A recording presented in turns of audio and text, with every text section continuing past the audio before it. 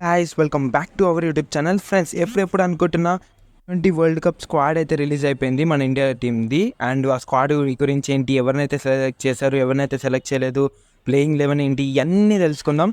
ముందుగా వీడియోలోకి వెళ్ళే ముందు please like, share and subscribe to our YouTube channel.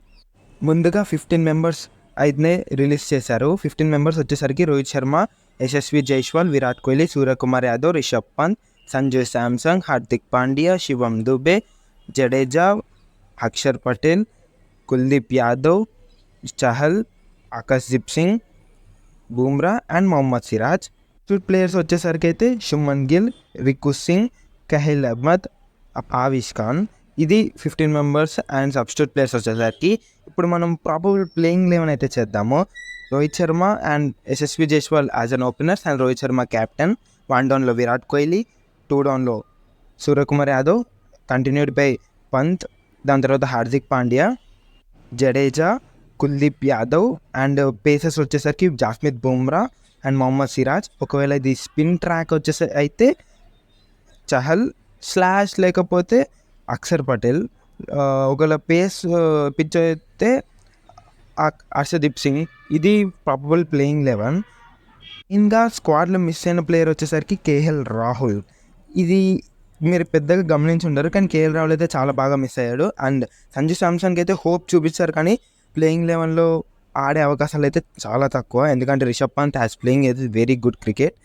First choice అయితే రిషబ్ పంతే ఉంటాడు max as compare to Sanju Samsung.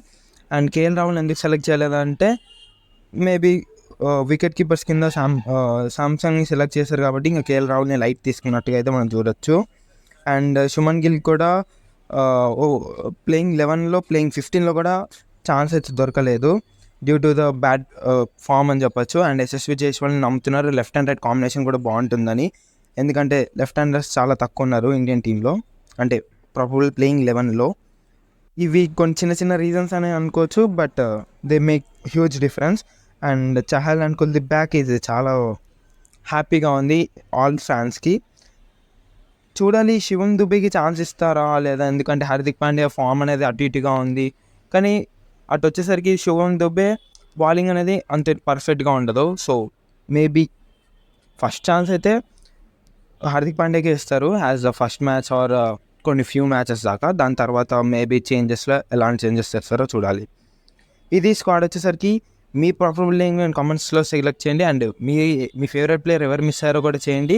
And మీకు ఎలా అనిపించింది సెలెక్షన్ కూడా కింద కమెంట్ చేయండి. Please like, share and subscribe to our YouTube channel. Thanks for watching.